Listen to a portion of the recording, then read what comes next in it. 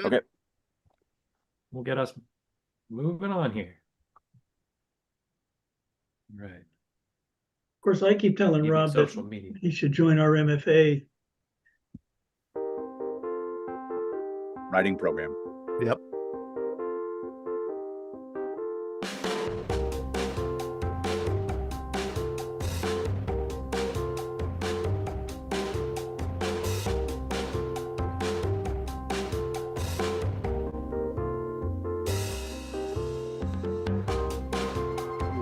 Good evening, everyone, and welcome to the Veterans Breakfast Club.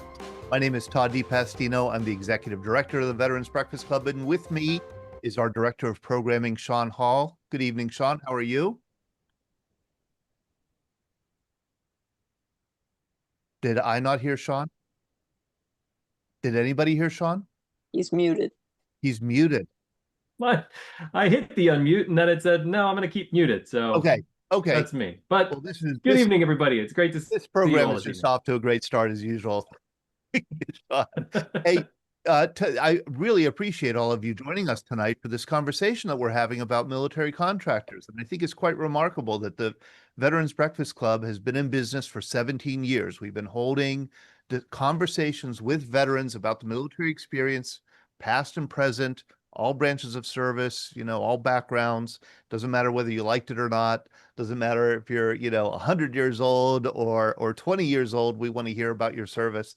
It is quite remarkable. Out of the thousands of programs that we've done online and in person, out of all that we've written, we've never done a program on military contractors. And I'm ashamed to say that, especially as I've been doing a little bit of homework and have found, of course, I knew that the use of military contractors just skyrocketed after 9/11 in the wars in Iraq and Afghanistan. But I did not know that more military contractors served in war zones after 9/11 than uniformed personnel. And that 7,000 plus service members were killed in Iraq and Afghanistan between 2001 and 2021. But over 8,000 military contractors were killed at the same time. And their deaths and their being wounded and their service has a very different kind of public recognition, accountability, and impact. And so I think it's way overdue that we have a conversation with those who served as contractors and with the family members of those who served, especially the family members of those who served and didn't come home. And I'm really grateful that Ron Farina brought this subject to us. I've never met him in person, but I've met him online. I've talked to him long enough, and he pretty much reached through Zoom and grabbed me by the collars and said, "You got to do this program." And I'm really grateful that he did. Ron is a Marine. He is a Vietnam veteran. He's an author of 3 books. And we had him on most recently talking about his book, Sacrifice, the final chapter, in which he profiles a military contractor who was killed overseas. And his brother, Rob Kugler, has joined us to talk about him. Thank you, Rob, for coming on tonight. Thank you for having me. It's great to be here. And we also have Colette Sparks, whose brother, Paul Pritsenko, was killed in Afghanistan in July 2011. Thank you, Colette, for joining us. Thank you for having me. Let's start with Ron. Ron, were you aware of these numbers? I mean, when you served in Vietnam, there was one military contractor in country for every 55 one of you. So one military contractor for every 55 uniformed American personnel. In Iraq, it was about 1 to 1. In Afghanistan, it was 1.5 to 1. So there are more, or as many, if not more, military contractors who served since 9/11 in war than service members did. That's a big transformation in how we go to war. Yeah, I wasn't aware of the numbers. I mean, I think anybody who's doing any writing about veterans and families of veterans knows that civilian contractors were serving, but the numbers surprised me.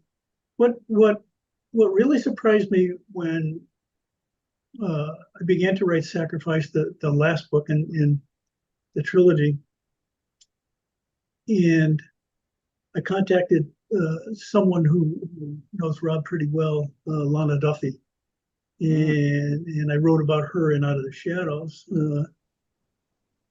And when Rob explained to me that his brother was a civilian contractor, I immediately had this uh-oh kind of Yes. moment, almost like anyone else in the general public would have had, because the book was about Gold Star families. Yes. So I contacted the Gold Star families that I was writing about in Gold Star mothers organizations and said, look, I have feelings about including this story.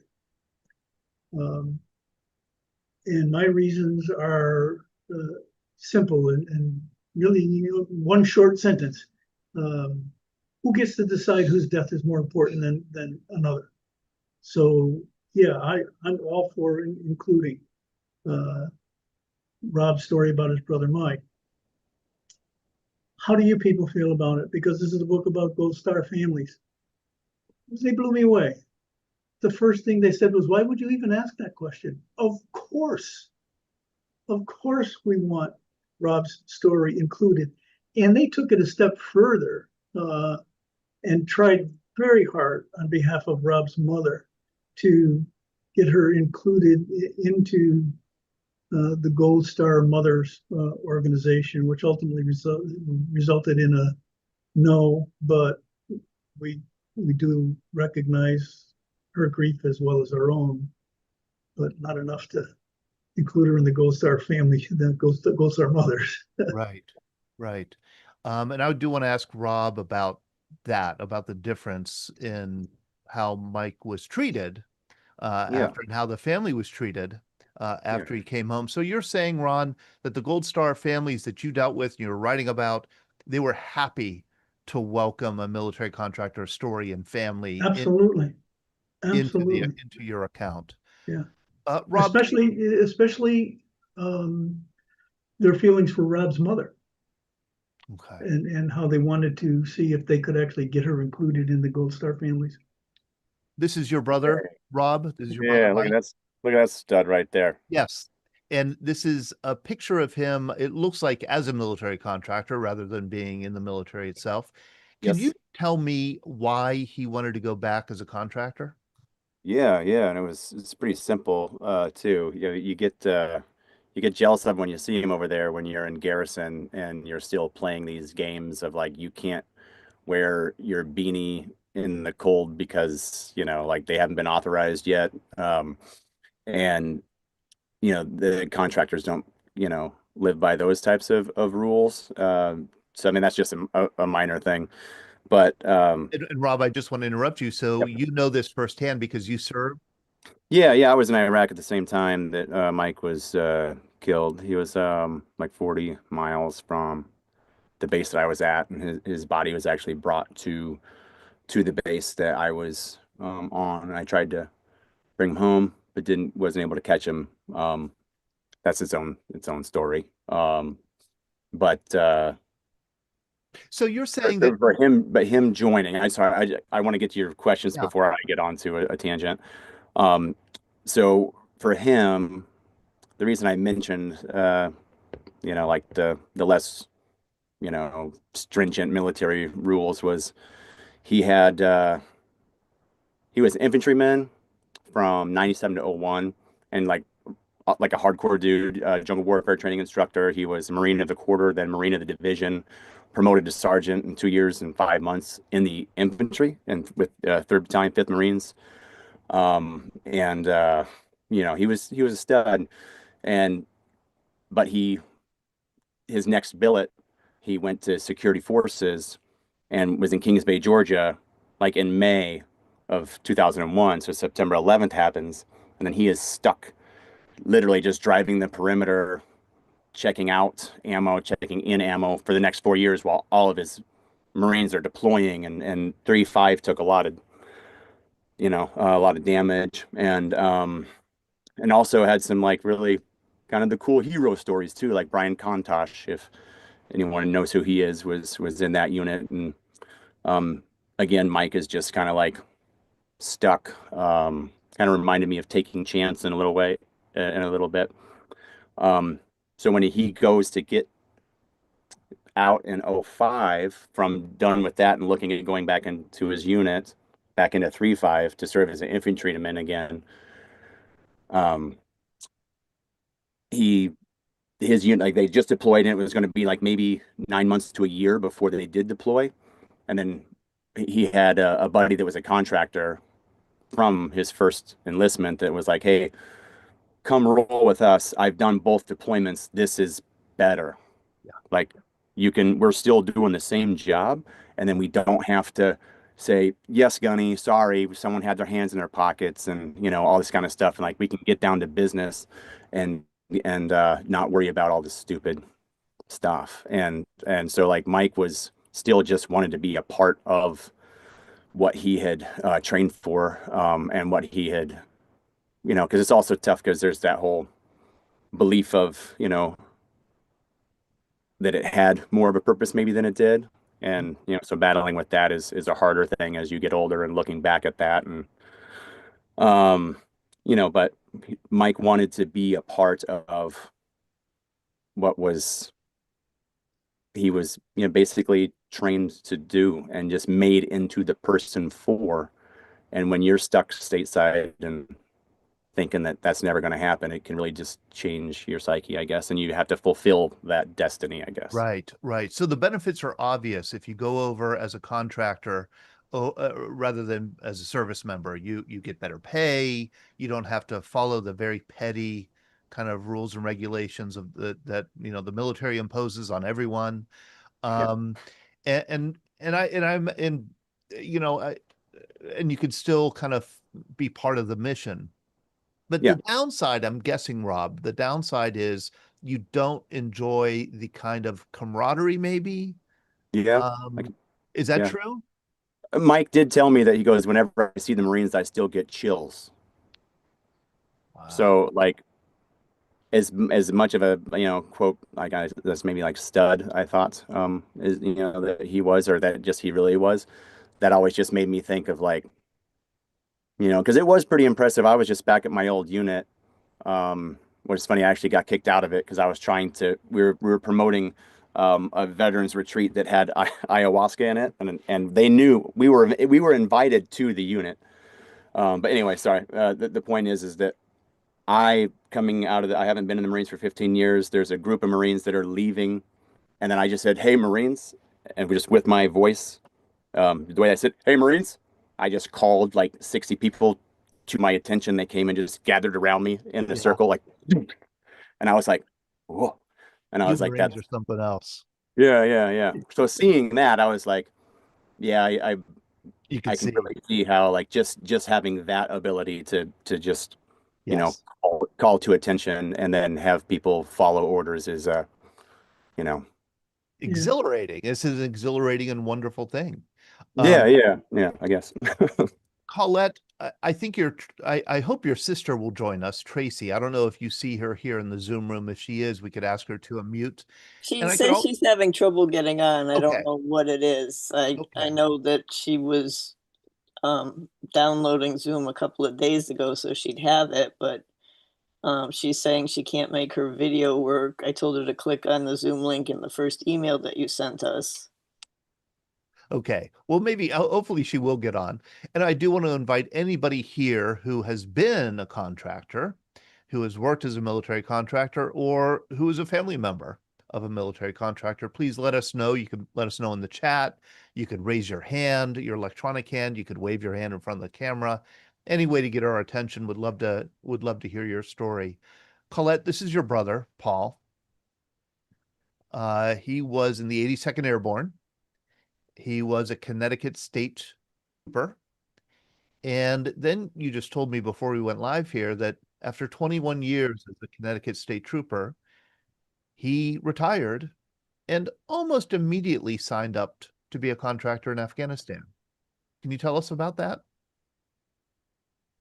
He just loved helping people. He as you said, was in the 82nd Airborne. He had a tight group of friends there. They were called the Cohort 1.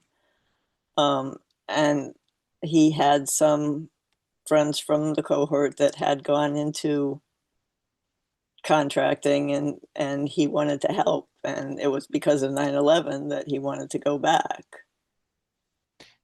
And he just seems like he was a perfect candidate for it because he had the military experience, elite military experience. He had the experience as in law enforcement for so long. And here there was the need to train Afghan national police. And so he went and started doing the training, and then he was killed. And it sounds like he was killed by somebody he was training, right? An Afghan national police officer? It was someone in an Afghan uniform, and I don't know why, but they didn't have any body armor on. And the convoy that he was in was a truck short and a man short. So it was like the perfect storm. The first truck in the convoy was allowed to pass. He was in the second truck, and that truck got fired upon. And he and the military sergeant that he was with, Terry Pasker, was also killed. How, as a family member, when you heard about, him being killed, I'm sure it impacted you as if he had been in the military. Did you start to see that there were differences in how his death was being treated, maybe by the public, maybe by the family, maybe by neighbors, maybe by the government, how his death was treated compared to what you might have expected if he had been in the 82nd Airborne? Yes, there were a lot of different newspaper articles that popped up. I have a collection of them. He is not allowed to have like a Purple Heart like the military would have had. I fought really hard to get him the Medal of Honor. I wanted it from my dad because my dad was a Korean War vet. And I fought hard and we got it, but it went to his widow because she was next of kin. Yeah, it wasn't, what was it? It was the Defense of Freedom Medal, Yes. which was awarded posthumously on July 22nd, 2015. What is the Defense of Freedom Medal? I'm not familiar with it. They from what I understand, say it's equivalent to the military medal, but it's really not. And you have to fight to get it. Here it is, Overseas Civilian Contractors. So this is a medal that goes to civilian contractors, Defense of Freedom Medal. And it looks like it's bestowed by, is it bestowed by the federal government? I'm not sure. I'd be interested to learn more about this. Okay. And that's what he was awarded. Ron, do you know? Yeah. No, not about the medal, but while we were on the topic of recognitions, one of the things I learned interviewing Rob is that while the pay might have been a little higher, the risk was 2 or 3 times greater usually for the civilian contractors that were doing typical things that you would be doing in combat, escort duty and interrogation patrols. And I remember I didn't put it in the book. I'm not sure why, but when Rob and I were talking and doing all the interviews for the book, we had discovered that while Mike and his team are rolling out in lightly armored, maybe not even armored at all, Ford F-350s, there are dozens and dozens of brand new Humvees sitting unused on a base that were denied use for the contractors. Instead, roll them out in an unarmored vehicle, standing in the bed with a 50 caliber instead of behind shields like in the Humvees. So the risks for contractors were were much, much greater, Much greater. particularly those that wound up with missions that were identical to the missions that Army and Marines and SEALs were all carrying out on the ground. Can I ask you that? Yeah, Rob, if you can answer it, are the missions identical in many instances? Unmute, Rob. Yeah. There we go. Okay, there we go. Sorry, I was like, I wasn't allowed. I have not been given the power. Yeah. So repeat that question now. Were the missions often parallel, or were the missions often the same? Oh yeah, as- they had more risk, So I was maintenance in a supply battalion, so I was the FOBIT as they call it, you know military personnel that stays within the forward operating base. So I was the one that's laid eyes, like, so when Mike was killed, when I came back to Iraq, I just looked at it in a whole new lens, and I'm just walking around TQ, which is like the supply base for the entire Al-Anbar province. So you could get up on a HESCO and just look out onto all of the gear and all of the equipment that has come in that just lives there and is just sitting there. And I would walk by, the up armored vehicles. They were full on like MRAPs, the mine resistant armor protective, like super sexy stuff that were built specifically to withstand the bombs of which Mike's vehicle was hit with. But it makes sense that they can't cross-pollinate that, but still, that's just what's sad about the whole state of, just society in general, that everything is like, well, money has to be here and this has to be there, and then these can't mix, which is just, Right. once you lose someone, then you start looking at all these things like, man, none of this stuff really matters. It's sad that it does. But Mike's missions were a lot more risky. They're running through town and stuff, driving, like Ron said.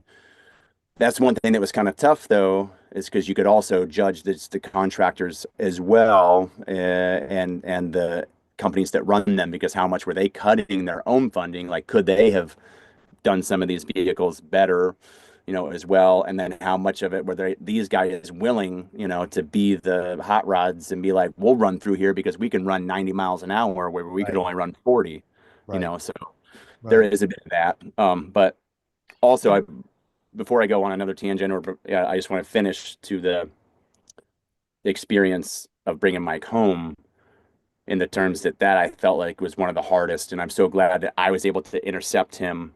Yes. Because, Please do tell that story, because I okay. think that gets to the heart Yeah. of this problem here that we're talking Okay. about. Yeah, so if I wouldn't have intercepted him at Dover, even though I wanted to catch up to him before that, I was told that he couldn't have a flag, because it's just not the policy. And then once I get there to the airport, I find out that they just won't provide one. If I had one, I could do whatever I wanted once I received him down on the tarmac. And so that was its own struggle to get one. I think it's in the book that I wrote, about my dog and about Mike's grieving Mike's death. But basically, once I do get to him with the flag, me and his best friend, sergeant, that he was through all of his schooling with, we opened up the luggage cart door, like the little accordion, tarp or whatever. And then he was just in a cardboard box, with a 1x4 barrier on the bottom, and it said head on one side. And that's how he would have arrived to his spouse and everyone that Wow. was there at the airport, if I wouldn't have been able to wrap him in a flag. And I He just, I'm sorry, he would have arrived in a cardboard box. yes, that's how I, Yeah. so I just Right. opened, that's what I opened the thing to. And, I got the burial, the honor team, the honor guard from my unit to be there. The only reason that they were there was because it was my unit. We're coming back to Omaha. And same thing at the funeral. Yeah. So I had to do all that myself. I And think a little writer's block there for Rob. oh yeah, sorry that it's coming out right now. He doesn't tell the rest of the story of searching for a flag that entire night. I mean, for hours. throughout the Yeah, course of that's the there. night. That's because it's a crazy So he's story. told, Rob is told by some rude little snot-nosed clerk on the phone that his brother is a civilian contractor and can't have a flag placed over his remains, which was not true, but I guess Rob, just accustomed to following orders, said, okay, well, then I Okay. won't bring a flag. Yeah. They get to the airport and discover a very kind-hearted woman who says, well, of course your brother can have a flag. There's no rules against that. And then Rob and Josh, Mike's Josh friend Holt. Josh spend the entire night. I mean, they go to sleep, they wake up, they don't wake up. They look at each other and say, "Are you sleeping?" "No, I'm not sleeping." "Are you sleeping?" "No, I'm not sleeping." And they go looking for a flag throughout Calling police stations, seeing if hours, anyone had one hours, flying somewhere. and finally get a flag just moments before the plane is ready to take off, and the We were holding baggage the guys plane. go, that plane can't take off until we load the baggage. So they delay loading the baggage so that Rob can get the flag on his brother. I mean, it's a sad but really compelling story, and I mean that whole night turns into, in my mind, a triumph and redemption of people's goodwill. I mean, the woman really stepped up and said, "Well, of course you can." And that changed the whole complexion of the night. If I could reply, so Ben Wright commented, funeral homes in the States move bodies in cardboard boxes all the time. Right. So, so if that's a comment saying, hey, you shouldn't be so shocked about seeing that happens all the time, I will take that comment and then reply. I have also been the honor detail in several military um, receptions, and they come in a coffin that is just this beautiful. The only time that they're in those, like the metal boxes, that's still what you see on TV. By the time they come to their families, they have been, presented like a soldier's death and honor. There's a ceremony where they place them in a beautiful casket that you could still say is a waste of resources. I could, see that argument. But it's like the dog tags are hanging Yeah. from, you know, like that's the difference. That's why I mention There's a that whole contract. ritual, right? Yeah. Right. Yeah. And then it's like discarded is that's the whole moral of that. And then one more thing I have to speak on Melissa's behalf. She got a note on her door from the police. That's how she was contacted instead of from a casualty officer. And So there's also something that Melissa told me that I think everyone should know. Contractors are not considered KIAs. They're considered homicides. interesting. Gretchen, your nephew is a contractor and has been for years. Yes. Has he talked much about his work? Yeah, I know quite a bit about it. He was enlisted Navy. When he got out, they asked him to come back, and his job was to figure out. He worked out of San Diego to figure out what needed to be fixed on a ship as it came in, and then to make sure that they had whatever, you know, parts they needed, and that the work got done. As a matter of fact, he suggested that they fly him out to Hawaii, get on the ship, and have the list all prepared by the time it got into San Diego, and save a week's time. And he did that for a number of years. Most of the last, probably 20, 25 years, he's worked out of Kuwait and other places there.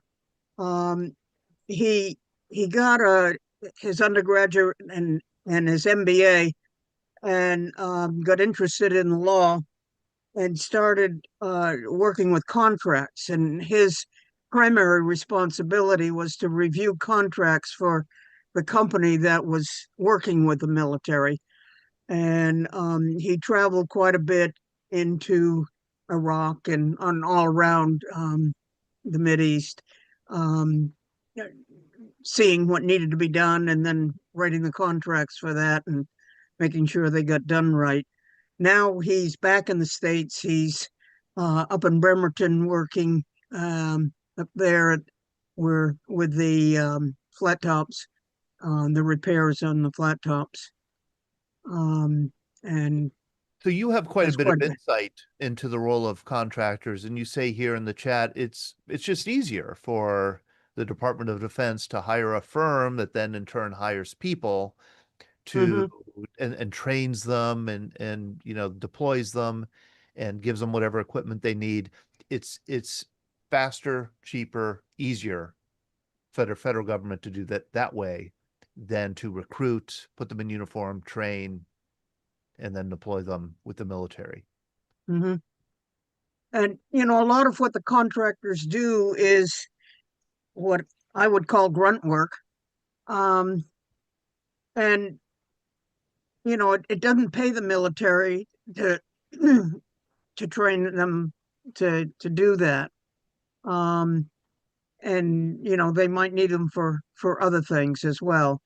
Um, but then there are some upper level things like what Jesse does with the contracting, and he works directly with a lot of foreign firms, and he's gained a reputation as being very, very good with contracts.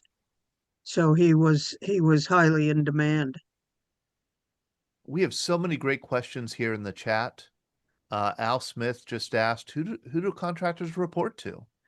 I mean, you assume that they report to their, person managing them, but then their manager probably reports to somebody in the military, right? On the ground. Isn't that how Yeah, the somebody has to make sure the contract gets completed correctly. got And it? there'd be usually an officer in the mid-range, captain, major, maybe, light colonel, who would be responsible for overseeing the contract and making sure it's done. And if it's running a dining hall, I mean, that's pretty easy to do in terms of recruiting people to do that. And, Right. you recruit a lot of locals to do that kind of stuff. Right. If the food's no good, you hear about it real fast. Yeah, and there's I see Colette, I think your sister's joining us here. Um, and I do see that, running a dining hall, say, or porta potties. I mean, there are lots of jobs that can be done with contractors, but I guess where it gets you start to ask questions is when the contractors are doing really sensitive work, like training the Afghan National Police. You want to make sure that they are following the policy of the country. Rob, I'm sorry, I did. you were gonna answer a question here. That's fine. I was starting to actually reply in the chat, and then the question you opened the question up. It was Al's question again, just like who do they report to, and that really Gretchen kind of went there with the fact of hey, there's when we're talking about contractors, up until Gretchen mentioned running the chow hall, it wasn't even in the conversation yet that contractors aren't just the running and gunning contractors that also get thought of as in the contractor mix. Because when we were there as mechanics, we actually had almost as many civilians that worked in a hut with us, and that they were better mechanics than everyone because they were mechanics by trade, and then so they were also just the ones teaching us how to be the better mechanics. And then really, if you looked at it, it was like, well, why are we even here then if they're here? And it's like, because they're here to fix the equipment because they're better at it than us, but we're here because really we're the occupying force. Even if we're just mechanics, we're still counting in those numbers. We're still armed Marines. But so with that, they would just report to us, as they fixed their stuff. Like one of them reported to me, he gave a report, and I signed off on it every day of just like, when I was the floor chief. So like that was that's as low as someone can report to. And then someone's in charge of them, and of course then they're under our, CO, and probably, the battalion commander of the entire base. But then like Mike's guys, I don't know how many times that they would be out and they're only reporting to the people that are running like this base that's doing, you know, they're like VIP personnel that are doing some type of business out in the world, because there's a lot of crazy business going on out there too, with all the contracts for the MRI machines and pharmaceutical type stuff and people that are like, and then that gets into its, I mean, we could talk a whole nother time about that and its in relation. Because it's one of those things where I don't want it to be a red herring or whatever, but Right. you know. I want to go to Barb, and I want to say hi to Tracy. Thank you for joining us, Tracy. And I want to get to you to talk about your brother. But we have so many interesting questions here in the chat. Barb, I want to go to you. How are you, Barb? Very well, thank you. Happy 4th of July, everybody. Hey, happy 4th. Thank you. All right. I love you in the spirit. Oh, Barb's, don't encourage Barb, please. Yeah, she'll break out into song. Absolutely. All right. Barb, good to see you. Thank you, Todd. You as well. Always. You had a question here from, I think, Bob, your husband. Yes. What is his question? So, my sister and brother-in-law live in Hampton, Virginia. My brother-in-law has now been a contractor, sitting in the same seat he was seated in as a colonel at Fort Eustis at Tradoc. And he's been a contractor now for about 10 years. So when we visit them, my husband, U.S. Navy veteran, spent lots of time at Norfolk, NOB, is always, I'll say, pretty disgusted to see on the hulls, I guess the exteriors of the ships, a lot of rust. Where I guess when he was a sailor, he's not here with me right now. When he was a sailor, that wouldn't have been there. The sailors would have taken care of the cleaning. And he's been told, you know, well, those are contractor jobs. So that's one of the peeves that he has about contractors. But to hear the stories shared today brings new light to me about contractors, and God bless you for the loss of your family members. It's a very enlightening topic to learn more about. Thank you for sharing. It sure is enlightening. And I think that's part of the problem, is that I've been doing this for 17 years. Why am I being enlightened by this? I should have known this already, but it is so clear. So I'm going to ask Tracy to unmute. Tracy, we talked a little bit with your sister about your brother, Paul. You know, it's remarkable to me that your brother's death, and again, this is Paul Pertsenko, who was killed on July 9th, 2011 in Afghanistan. He was a member of the 82nd Airborne Division, then a state trooper in Connecticut for 21 years, and then went to Afghanistan to be an advisor and a trainer of the Afghan National Police, and he was killed by somebody presumably under his tutelage. His death was not publicly reported. I mean, it was not included in the casualty figures that the Department of Defense releases with regard to Afghanistan. Correct, Tracy? Correct. Yeah. And what I asked Colette, your sister, was, and this is so painful, and I'm so grateful that you're willing to come and talk about this. I think what seems hurtful and unnecessarily so is that his sacrifice isn't publicly acknowledged. Correct. I've been here the whole time. I was on my computer, and I couldn't get the video or the audio to work. So I've heard everything that's been said. I switched to my iPad. That's how I got on.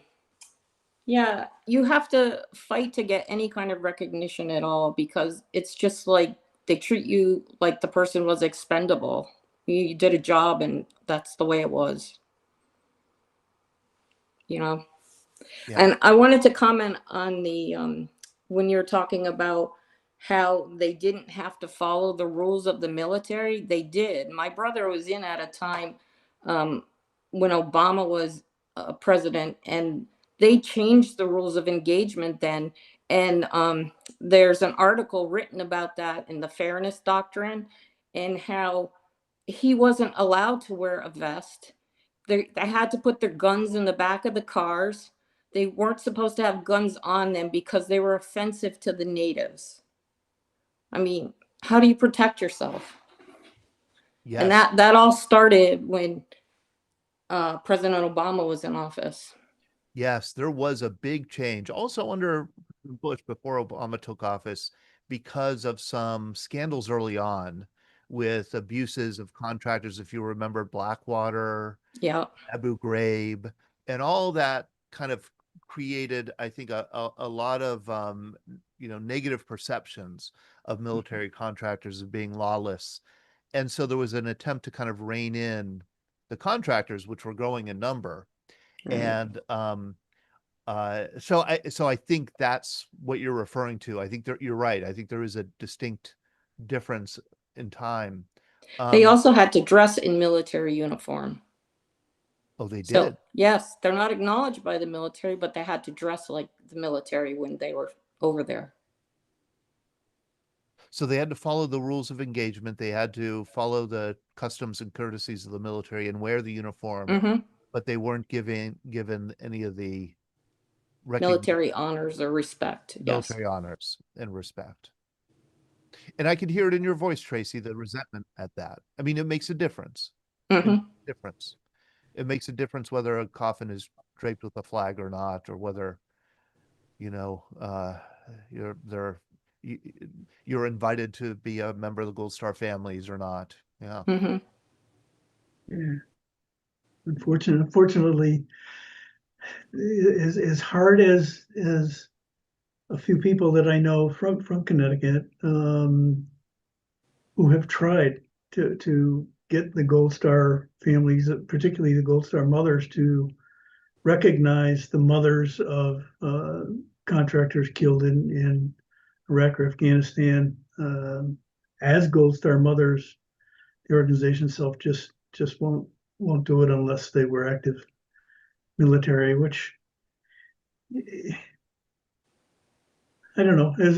Again, when I began to write the story and included Rob in a book about Gold Star families, my MO was who gets to decide which death is more important than another. I mean, it's just unfortunately the way of the world. There's something else that I wanted to talk about. And contractors when they come home have a lot of the same issues Yes. with PTSD that returning veterans have, but it's frequently overlooked. And I mean, there's no VA benefit or disability available for a contractor with PTSD to avail themselves of. When I talked to Melissa, Mike's wife, Bob's former sister-in-law, I mean, when she met Mike on, they don't call it leave, vacation in France, he was physically manifesting symptoms of PTSD.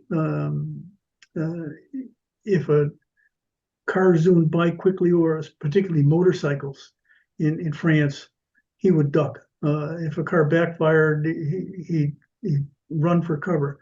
He was scanning windows of buildings that they were all the classic symptoms of PTSD that Melissa was talking about, but there's no help for that other than something that they've got to be willing to, out of pocket, go seek. Bob Von Bargen, you put an interesting comment here in the chat. You said this is all, I think this is what you said, I read it very quickly. This is all very reminiscent of the debate and controversy that surrounded the Merchant Marine in World War II, which was very alive then. I mean, could you talk about that a little bit?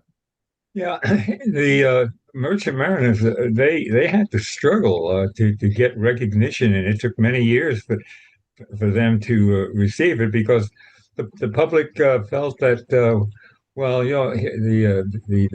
routine Navy or Coast Guardsmen on these convoys were paid very little money, and these guys whether they were or were not, or the perception was that they were making big bucks, and so and they said, the attitude was, well, they knew what they were up against, so therefore, and you come up with all these negative thoughts. Absolutely. That's absolutely. We forget as a country how merchant mariners were viewed during the war. And I just know because in past years, when we had a lot of World War II veterans come to our events, our in-person breakfasts, there would be debate about the merchant marine at our breakfasts. We had I remember Felix was his first name. He had joined the merchant marine and was walking down the street, and he said he endured so much abuse that he went in and signed up to join the army. He said he just didn't want to be called a civilian, somebody who was dodging the draft, that kind of thing. Yeah, there was a lot of debate about the merchant marine. They did earn high wages, absolutely. They also died in higher numbers than any branch of the service during World War II. I mean, they suffered enormous losses in the North Atlantic. So I think there's very much a parallel issue today. I saw a question there. Somebody says, is the term contractor used in place of mercenary? I don't think any contractor that I've spoken to or learned about would consider themselves mercenaries. Okay, this is an interesting issue, because I agree, Ron, I agree, but the dictionary definition, and I think the definition that the United Nations uses for mercenary is pretty much the same as a military contractor. It's somebody who's paid to do a job in war. And it's separate from somebody who has pledged themselves to the state. And I'm not sure, do military contractors take an oath before they go overseas? In this case, somebody else asked a question, well, how are they treated if they get captured? Are they protected as prisoners of war or not? I don't know, Colette or Tracy or Rob, I don't know if you know the answer to that, because I don't. I don't know if they enjoy the protections of the Geneva Conventions because they're civilians. They're civilian combatants in some cases. No, Rob says no. Okay, I'm going to unmute Rob. Sorry, I just mute myself so that I don't, try to save myself from, interjecting. But so for me, I was just going back on the term, mercenary, and then just even like Brad just brought up there. He's like, what about Blackwater? Like, that's kind of the thing. Like, that's where mercenary will take your mind to. And also a lot of I don't think the term was as menacing 20 years ago, even, right. I think mercenary was like, oh, hey, we need to call in some mercenaries versus Right. like, then all of a sudden mercenary was like, we need to call in assassins. Yes. And like mercenary became assassin. I felt like, so then Yeah. they're like, we need a new word. You're absolutely right, Rob. I think mercenary has such negative connotations, especially in this country, when Great Britain used mercenaries in the Revolutionary War and Americans resented it. And so the term mercenary has just been so despoiled. We can't really use it in any kind of, non-judgmental way. So we use contractor. And I do wonder if contractor has accumulated a lot of negative connotations also. Someone did, a family member did say to me, it was very surprising to hear this, but it's like, so was it worth the money? And then I was like, Oh wow, my you've got a God. set to ask that question, and the thing is that, so what that is, we can go all into that because it was like, they were making like 70 while the mechanics that were on my base were making like 140. So, it definitely wasn't, if it was about the money, he would have just come over and been on the base, but anyway, I think that is what contractor then it puts in relation to contract is money. So then it still has its negative attention just because of contract money. Yeah. And Rob, that's exactly it. And there's this public perception that these contractors are making like $500,000 for 6 months work. And that's absolutely not true. Maybe the companies are, but maybe the firms are, but the men and women who are actually doing the work on the ground. Sean, I'm sorry, I've been ignoring you. No, not at all. Rob, you mentioned here in the chat about, I'm so like flabbergasted. The idea is, as a civilian myself, non-veteran, anybody who would put their life on the line to go to war for the United States, and a cause that we have, right, to me, should be given all honors if killed in action.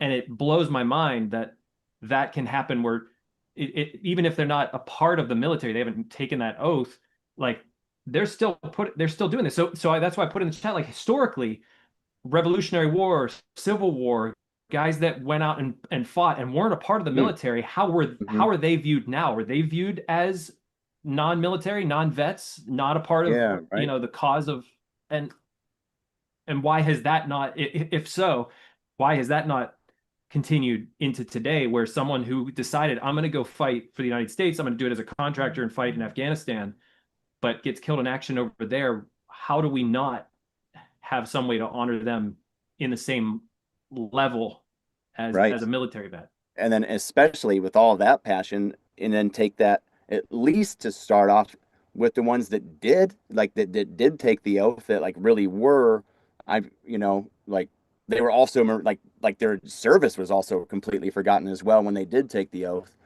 Like that to me, that makes it even that more absurd. That's like, holy crap, like look at who this man was when you owned him, right?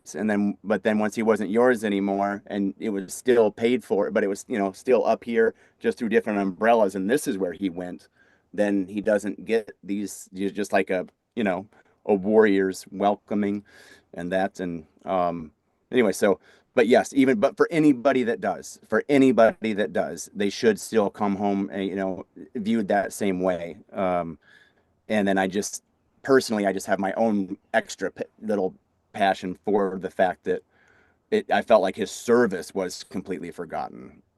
Like that kind of hurt. It's like, not just that you didn't forget him at this moment, but then you forgot his entire service, and that didn't mean anything because he's not on any walls either. When a traveling thing came through, he wasn't on it. And it came through our little hometown of Broken Bow, and that kind of hurts. But we got him included in it, but then it just travels in a picture on a table next to the big things, But anyway, that's so I feel everyone else's pain that has also said those same things about the just absence, and you're not trying to hang on and not trying to put so much into the past, but it's like that is how you remember that's how you honor your people, is you keep their memory alive through telling their story and through their name being somewhere in a way that makes you feel like, hey, he'll be remembered.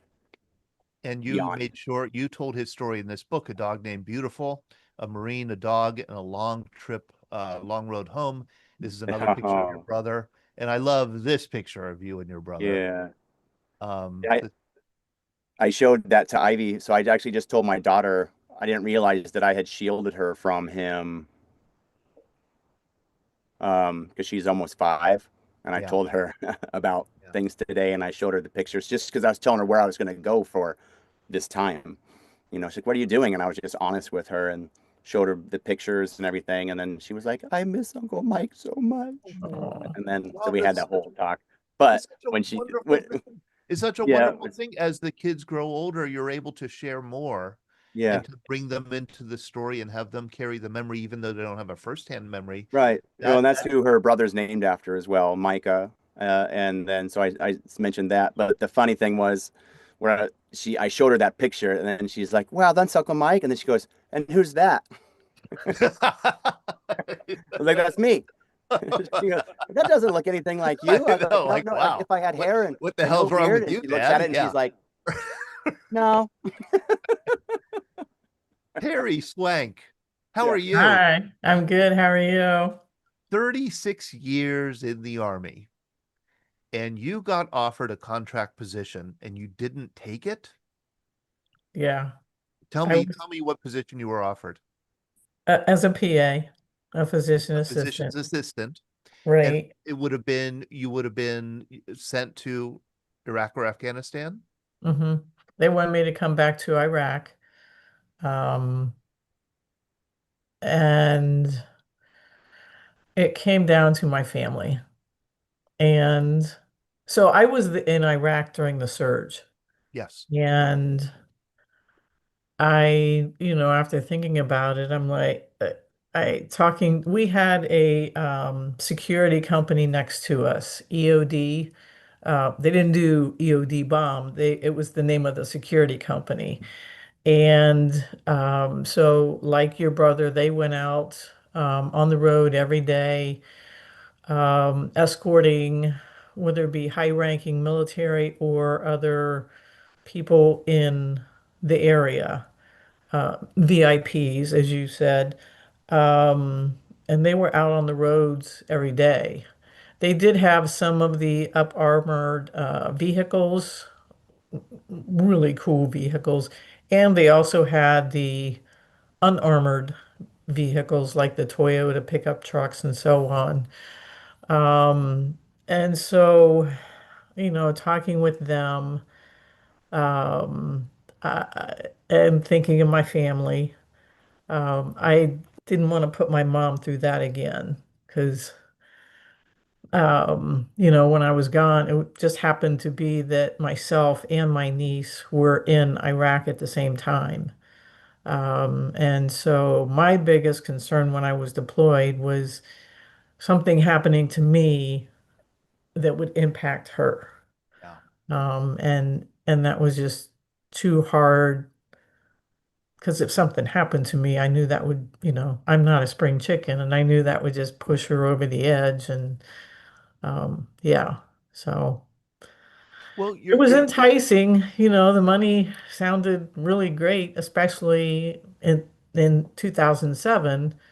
200 grand, and but there are more things than money. And then years later, um, it was actually at my mom's funeral. A friend that from that company drove over from Virginia for her funeral, and he had been a contractor for many years. And when he was in Afghanistan, there was a blast, and he got a significant TBI and was no longer able to contract. Um, and he was kind of left high and dry because it's workman's comp. And that's one of the, if you're going to contract, you need to read all the fine print because, like you're hearing, they're not part of the military. And if something happens, even an injury, and not only contractors like that, but I also saw, because there are so many contractors on the bases overseas now, whether it be the laundry people, the dining facility, all these little things are contracted now from all these different countries, and especially some. Um, Almost like third world countries that they don't make much. And so these people come over on contract and they're sending money back to their families because it's way more than what they would make at home. But if something happens to one of them, there's somebody else waiting in line to come over and take their place. Yeah. We Um, literally called them TCNs, third country nationals. yes, yes. Yeah, and that's what Mike did on his second contract was training them. So not like the police, but training the nationals. Because even as a Marine on base in clear back in 2007, I checked into the chow hall from Sudanese, I don't know, 20-year-old dude holding an AK, like that. I gave him my, chow, showed him my ID. That's what we all did. But yeah, so they're all over. Right. Yeah. Yeah. That's something. That's really something. Glenn, I want to go to you, and I see it's 8 o'clock exactly. So this is good timing because you can announce our program on Thursday.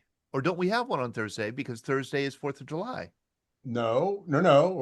Todd, we'll get this all straightened out. Thursday is July 3rd, Okay. but we're not having a program Thursday. We chose to skip that because of the holiday. But You we get a day off for July 3rd? it's in my contract as a contractor to the VBC. I make sure I got that in there. Small print. I get I gotta review our contracts. Okay. I even get like Christmas Eve off, Todd. It's all there. After 3 years of service, you get Christmas Eve off. Yeah.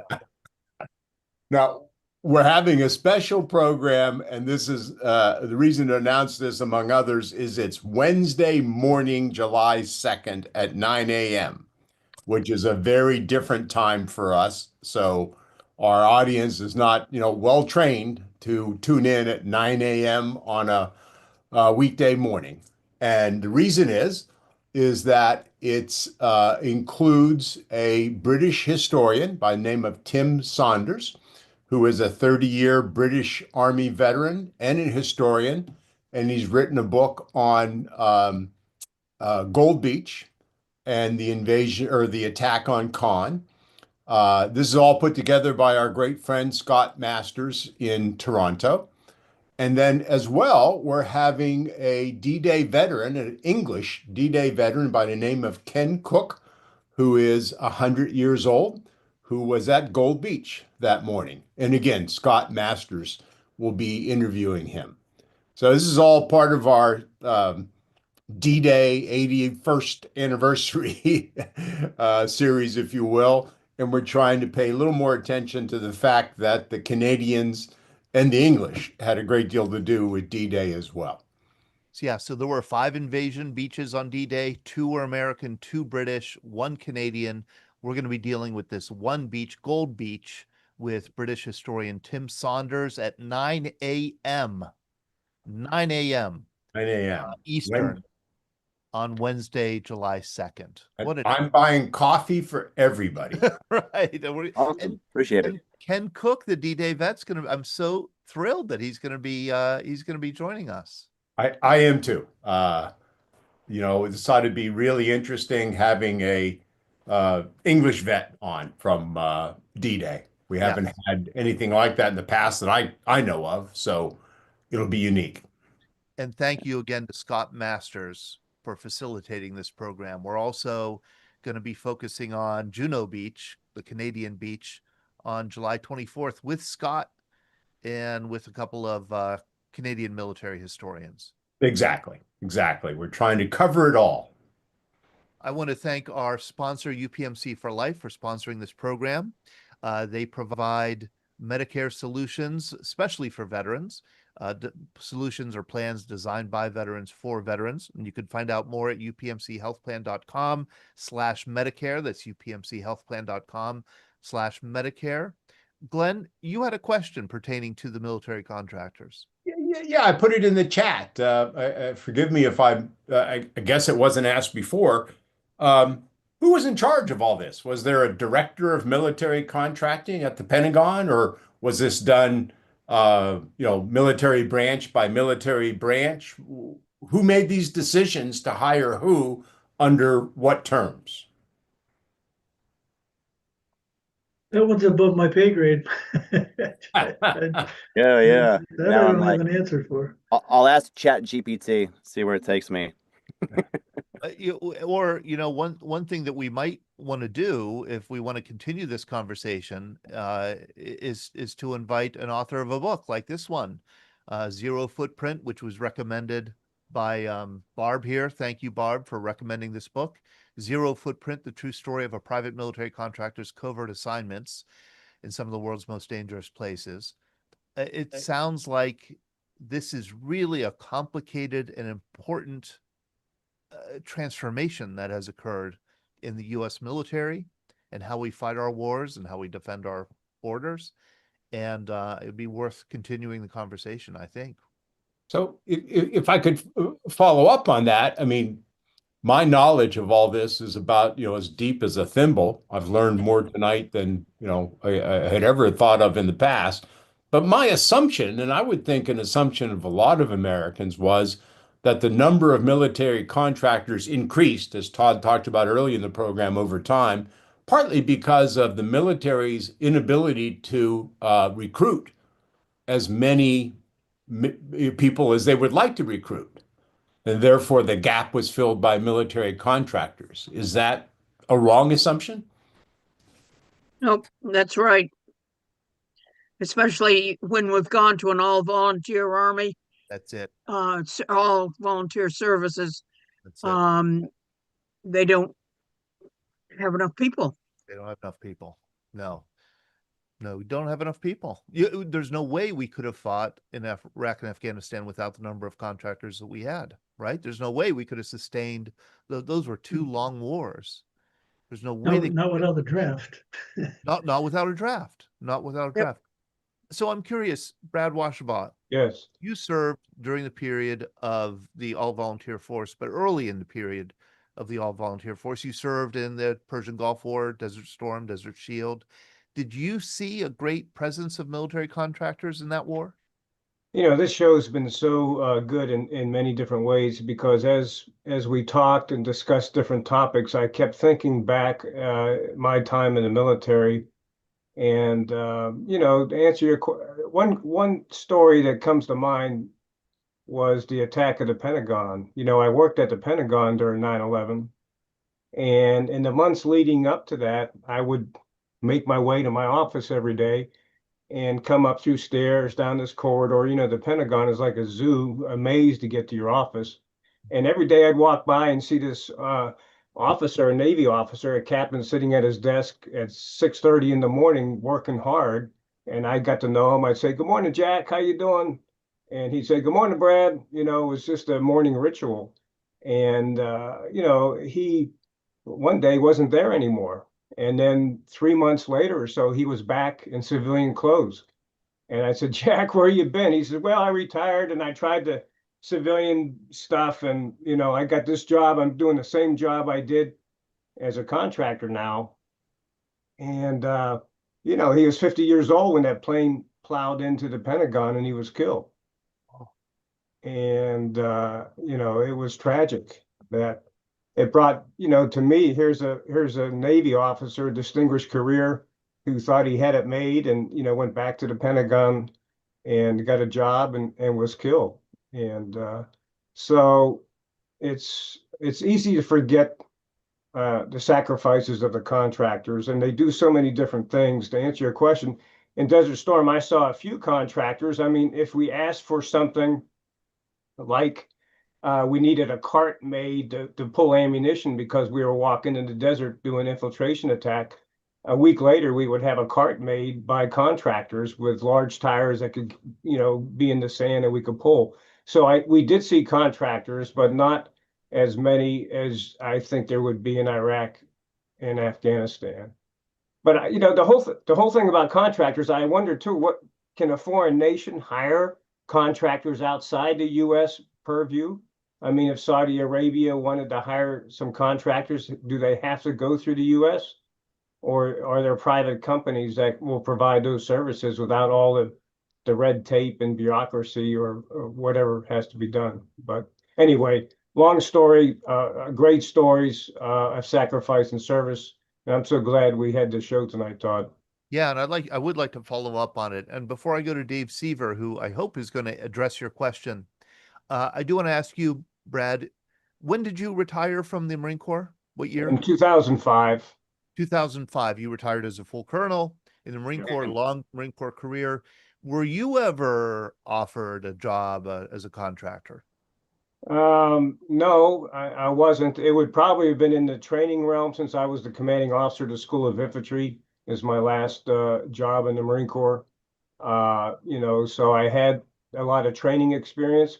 But to tell you the truth, I had no desire to do any of that. As discussed, family takes, priority. Other things take priority, and I had no desire to go ahead and do that. I've been deployed so many times Yeah. that I would have came home to nobody if I deployed one more time, maybe a dog or something, but that'd be about it. But I think they have a vital role and they deserve recognition, but there are dangers and things to think about before you step over that line to become a contractor.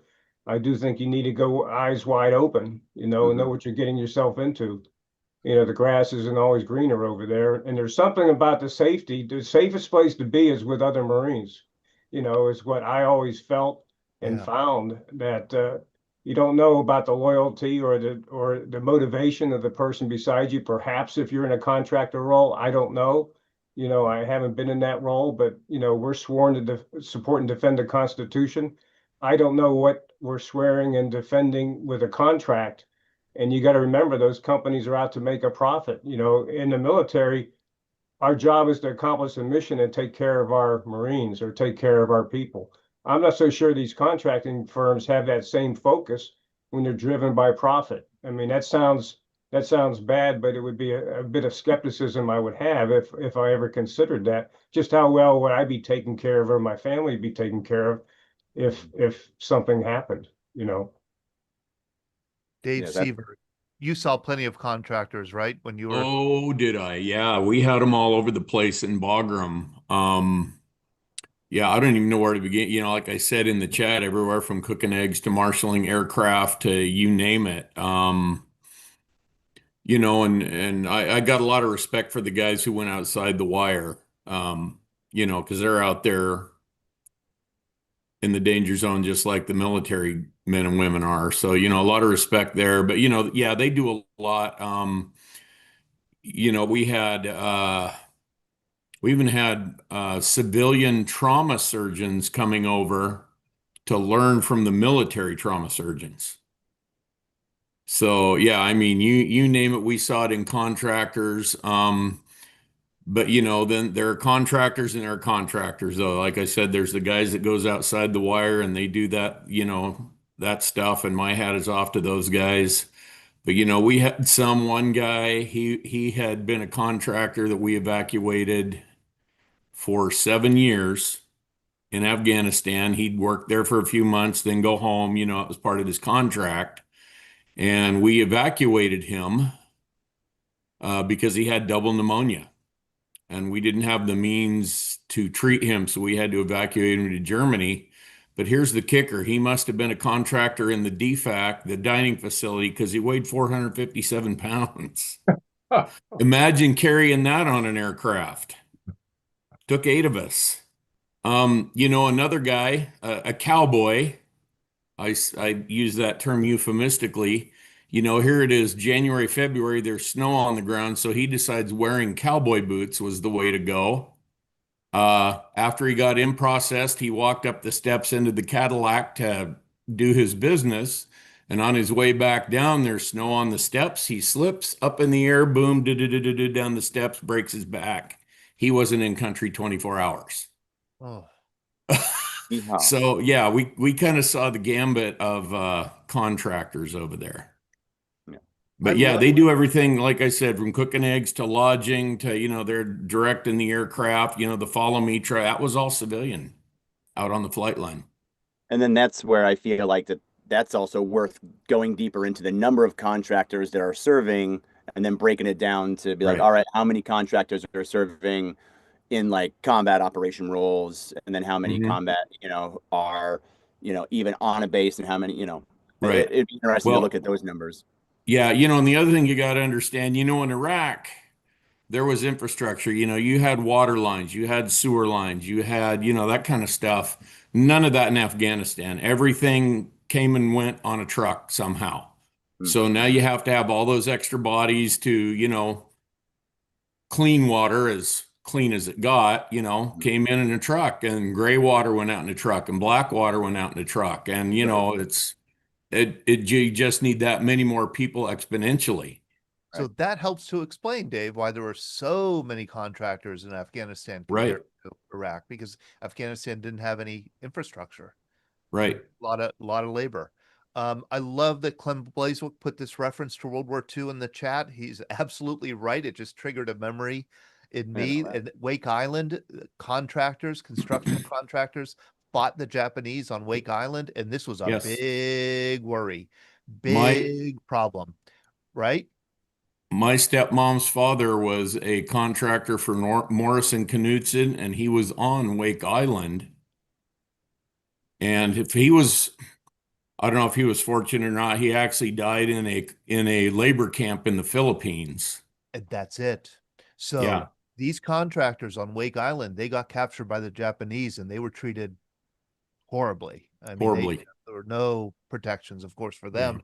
Not that the Japanese cared about any kind of convention, but there was a concern, and it was those contractors on Wake Island that inspired the creation of the Navy Seabees, right? So that we could have men in uniform doing this contract work, and they'll be armed, and they'll be able to defend themselves.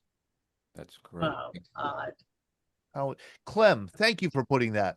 You're welcome, Todd. You're welcome. The majority of the contractors, like David said, for Morrison Knudsen, they were from Boise, Idaho. Yes. And I understand about every year in around December 8th, and I believe that's when the Battle of Wake Island was, the day after Pearl Harbor.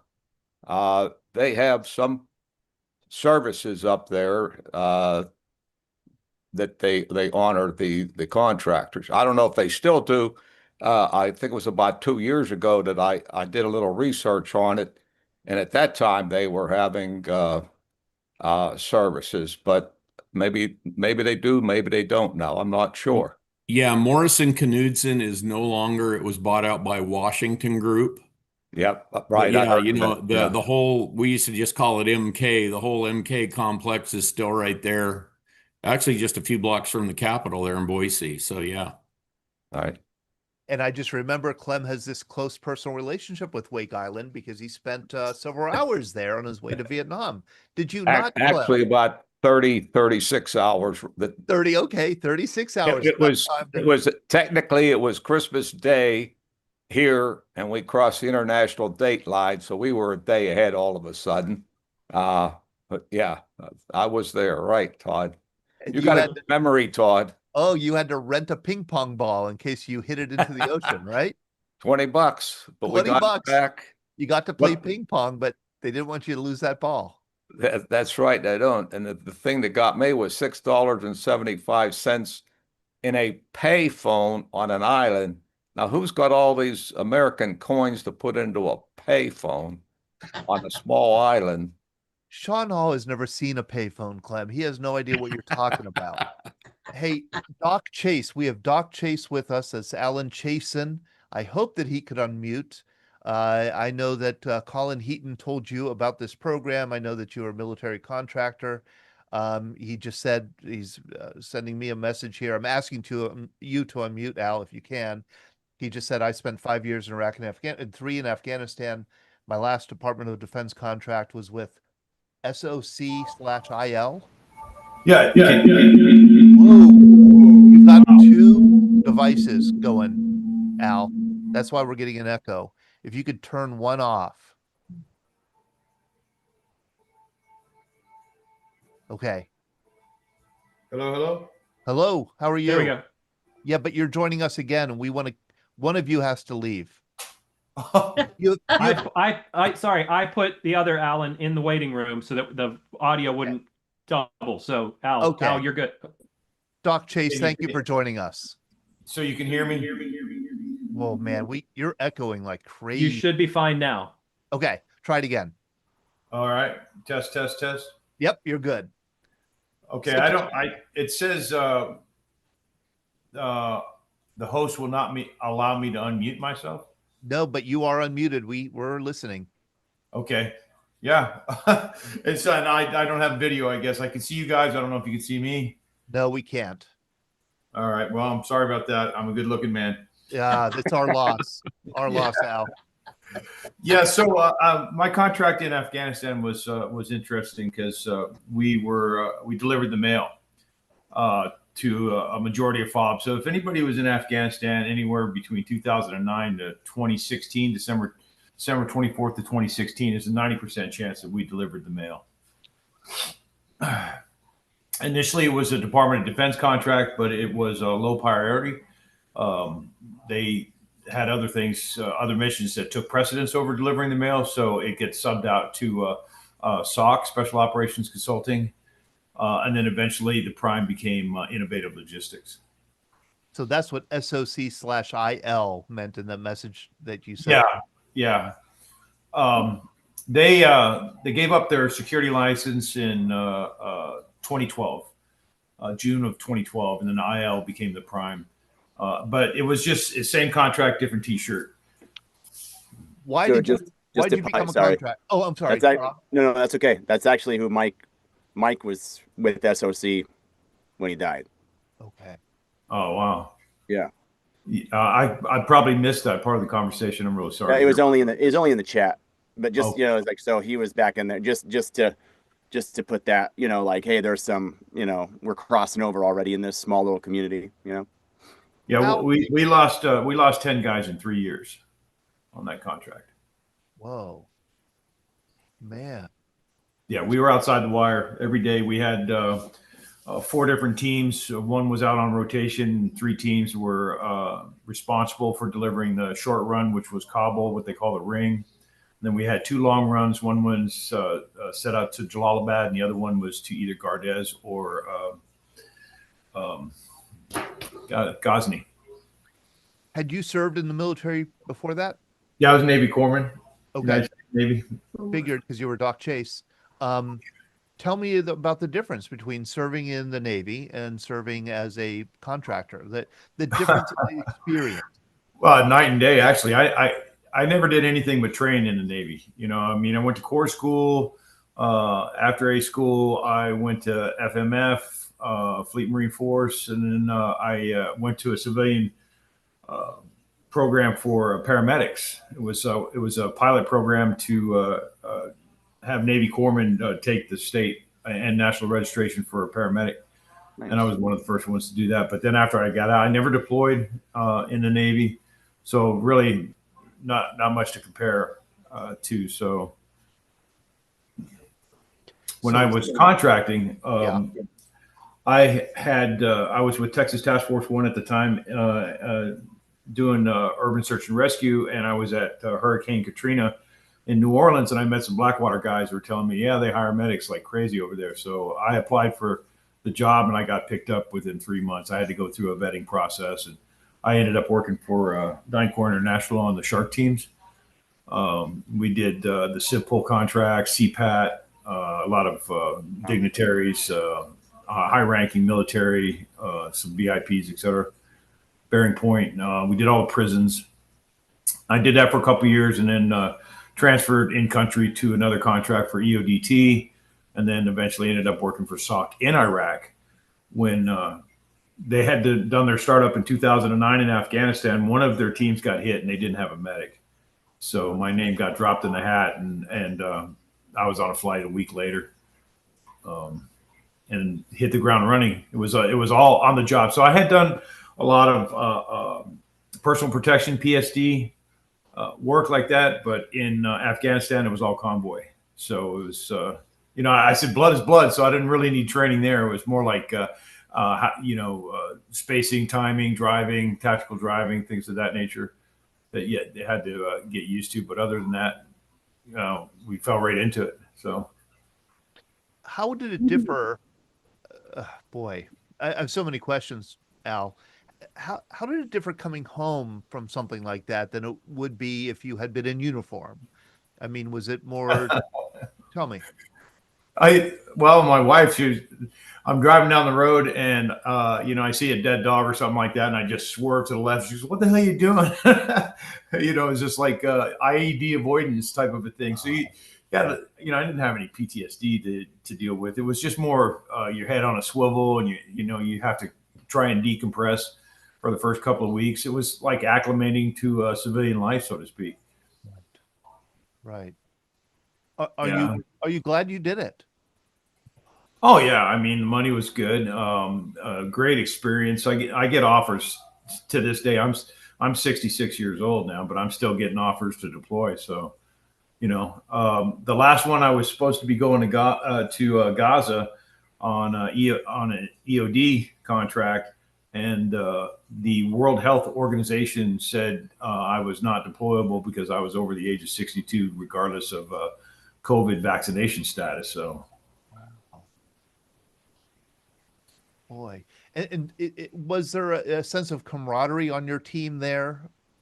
Oh yeah, they coined us the Pony Express. I don't know if anybody's ever heard that term. We actually wrote a book about it called Postcards Through Hell, because that's basically what it was like. We got shot at on a daily basis. We dealt with complex attacks, roadside bombs, criminal elements, bandits, the whole 9 yards. So the interesting thing for me was a lot of people don't know this, is I'm not an American citizen. I'm Canadian. Okay. And so my clearance levels were a little bit different. There were times where we would make a run to one of the, we were at Coast for delivery, and they wouldn't let us on the base. Even though my team leader had the CAT card and the U.S. citizenship and a top secret clearance, they had us drop our cargo off on the outside. And it was like a week later that the CIA lost all those guys to that hit in December. I'm going to share my screen here to show people your book. The book is called Postcards Through Hell: The True Story of the Most Remarkable U.S. Mail Delivery Service in Afghanistan, the Pony Express. That looks like a must-read to me, Al. Yeah, we kind of made a lot of mistakes. We're not writers. We're knuckle draggers, and it was a learning process. Took us like 3 years to write it and another 3 years to get it published, just because we didn't know what we were doing. And we're responsible for our own marketing. So it's basically word of mouth. We got a lot of A-list endorsements on the book, and even a couple offers for a miniseries and a documentary, but nothing's really materialized until our publishing contract is over with. So this was your attempt to kind of tell a story that really hasn't been told. No, not at all. It's interesting because after IL bought the contract, anything post 2012, we had signed non-disclosure agreements, and we had to take out several chapters that we wrote after IL became the prime. So they had a couple of contracts that were classified, and so we weren't allowed to mention any names or any missions after SOC sold the acquisition to IL. So it kind of shortened the book a little bit. The timeline is 2009 to 2012 only, but that contract was active until December of 2020 or of 2016. That's correct. Al, I would love to invite you and your co-author Ed on sometime to talk in more depth about your experience. Sure, I'd be happy to. Harry, you have a question? I do. So when did you work for EODT? And I worked in 2008. Okay. 2008, 2009. And where were you? Shield. Holy shit. Bob Shield. Hey, that's where that's 13, Terry. Sorry, that's where I was. Which Yeah. you came after I left. I was okay. I was in the clinic next door. Okay, yeah. There was Danny Russo had a stand-up clinic that we worked with that subbed out with EODT, so they took really good care of us. So you were there with at Kampala when they had the South African that was shot? Which one? He was killed by his own guards. And then no. Okay. That must have been after I left. Yeah, that was an eye opener when you get there. You go from one extreme to the other, depending, and you think that you're going to be safer because you're on a fob now, but it turns out that they had active shooters inside the fob. So, boy, small world. Yeah. Yeah, that was an interesting place. Yeah, we actually, EODT had a contract to transport all the judges and attorneys Right, from because they Massage. set up the rule of law out there. Yeah, and then one of the judges' wife was pregnant, and I actually delivered the baby, so they named the baby Shukran. Oh, that's cool. Yeah, that was a way of saying thank you. Oh, this is so interesting. Oh. Thank you, Al. Renee, you put something interesting here in the chat that makes me think that you were in Iran in the 1970s I was. with the Red Cross? No, with Bell Helicopter. With what? Bell Helicopter. Bell Helicopter. Were you a contractor? I guess I was. I guess you were. Do tell. But, well, there was no military there except a few. I was in Esfahan, one of the places that just got bombed. But Bell Helicopter had a large American community there, and I talked myself into a job running a teen center for American kids. Wow. Thanks to the Red Cross and my experience there. Wow. See you, Rob. Thank you for coming. So, Thank you Renee, guys. you prove that a Red Cross donut dolly could talk her way into anything. I hadn't thought about that, but I think we could. I'm pretty sure you could. This is You so know, interesting. Gretchen was one too. Oh, I do know that. Yes. And I Yeah. failed to mention that. Gretchen Ziegler was a Vietnam Red Cross donut dolly. What a wonderful conversation this evening. I do look forward to having Al and perhaps his co-author Ed on to talk further about this experience. I think it's a really important subject, and I think we just scratched the surface. I want to thank Ron Farina for bringing this topic and these guests to us. I want to thank Colette and Tracy for generously joining us and remembering their brother. And I want to, of course, thank Rob also, who looks like he's on his way out of a camper, and we want to thank him for spending his evening with us away from his children, remembering his brother. So thank you all. All right, take care, and we'll see. Great program. We'll see some of you tomorrow morning in Bethel Park at Christ United Methodist Church. We're having an in-person breakfast. Looks like it'll be a doozy. And then we'll see some of you on Wednesday morning at 9 a.m. when we talk about Gold Beach. All right. Take care, everybody. Good night. All right, Todd. Thanks for